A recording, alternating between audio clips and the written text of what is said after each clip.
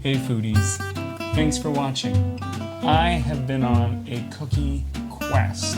I've been looking for different cookie recipes because I want to find the ultimate cookie.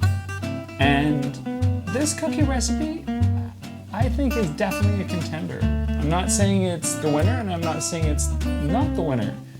I want to make this chocolate truffle cookie, and I want to see if it stacks up to what I think it's going to stack up to. And we want to start by sifting our flour, and today I'm using Frankie's gluten-free all-purpose flour blend,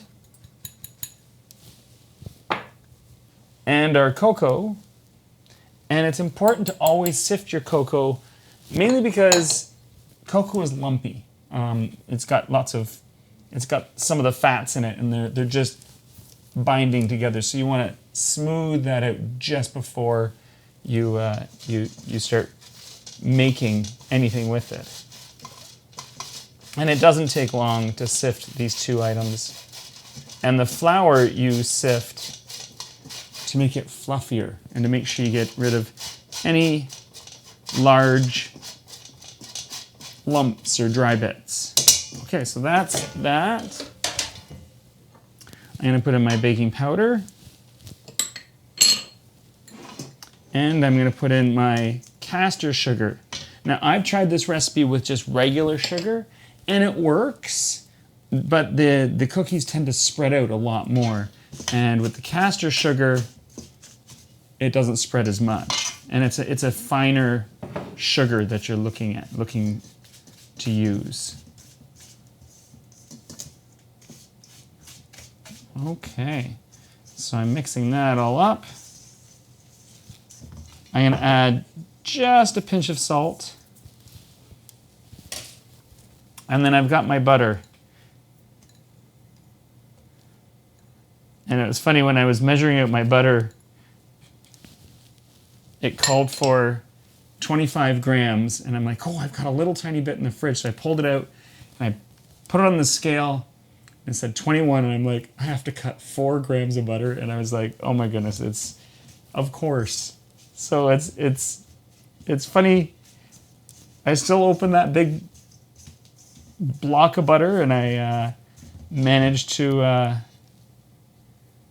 get that extra 4 grams. So now I'm just mixing this up with my fingers. You can use a fork, you can use a pastry cutter. You want to just break up the butter so that everything resembles a little bit of like oatmeal.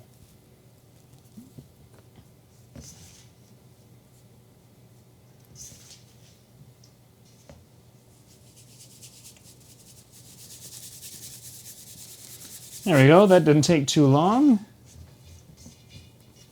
Now I'm gonna mix in my chocolate chips. And if you mix your chocolate chips into the dry, it's going to coat just lightly the chocolate chips with some of your flour and your dry mixture, so that when you add your egg and your orange juice, the chocolate chips are already in it, and they're not going to sink to the bottom. They're going to stay suspended in the mixture. And I'm just going to mix this up, pressing it with my spatula. The nice thing with using a gluten-free flour like Frankie's is you don't have to worry about it getting tough, because wheat flour has gluten in it, and the gluten-free flour does not. So you can beat this and beat this and beat this, and it's not going to get tough. And it's so nice. And look at that. That came together really, really nicely. All right, so I'm going to just scrape this into a smaller bowl.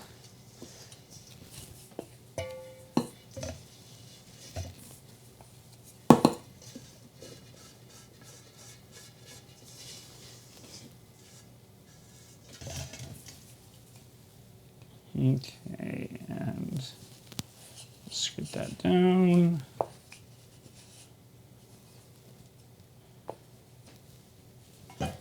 So I'm going to cover this with some plastic wrap. And I'm going to pop this in my fridge for about a half an hour to 45 minutes, just for it to firm up a little bit, let everything absorb the liquid, and we're going to take it to the next step. See you in a moment.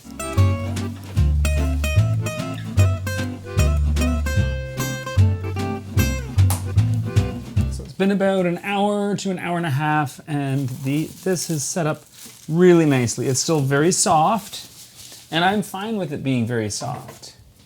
And so what I want to do, I've got a parchment-lined baking sheet. I've preheated my oven to 204 degrees Celsius or 400 degrees Fahrenheit. And I've got some icing sugar. And then you take a portion scoop and you just drop them into your icing sugar. And you want roughly walnut size pieces.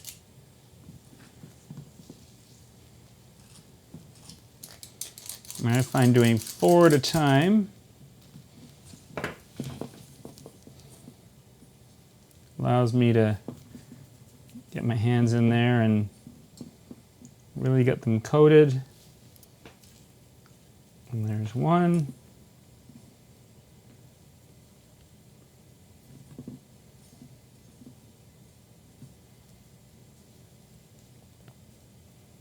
Two. I mean, that doesn't take long at all, does it? It's nice and quick. I'm not too worried about smoothness. I do want to make sure that they're not big, huge, jagged edges, but as long as it looks pretty good, I'm pretty happy. So there's another one.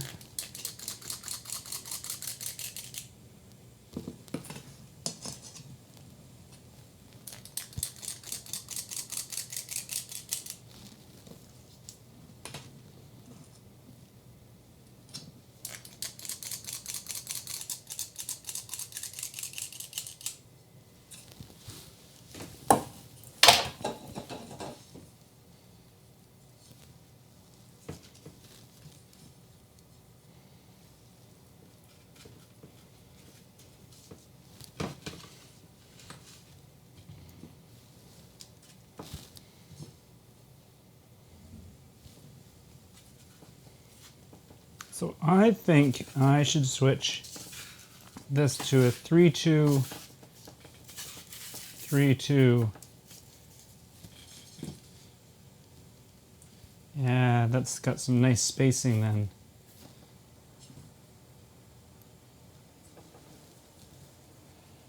And this last one is probably going to spread really far, so I'm going to put it in the corner.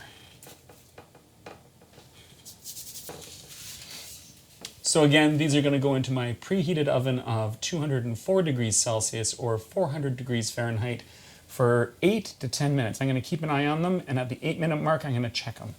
See you in a moment.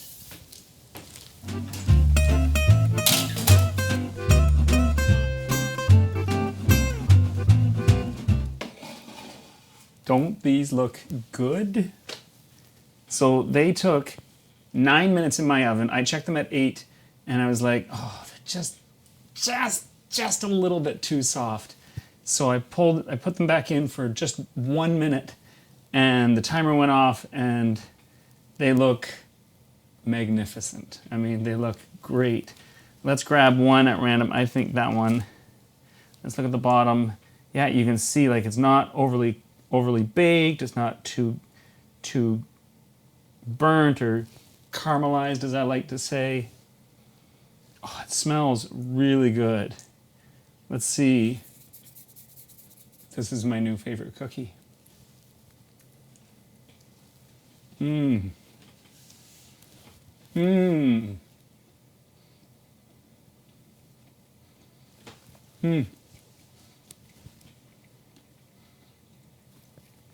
What's really fun, so you've got the soft, gooey center of the chocolate chips and the soft dough on the inside, And then you've got the icing sugar, which some of it's crystallized when it was baking and it melted, and so you got a slight little crunch, and it's a really fun mix, and I really like it. I'm gonna take another bite. Mm. Mm. Mm-hmm. Mm.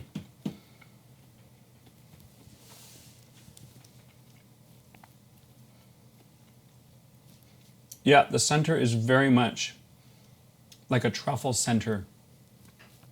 It's soft and chewy. Would I call them truffles? I'd call them a truffle cookie, absolutely. And are they one of my favorite cookies? They're probably up there in the top, I'd say 3. What are your top 3? Let me know. If you're looking for the recipe, you can visit glutenfreeguide.ca. You can also follow me on all of these social media outlets. And coming up next is this. Thanks for watching.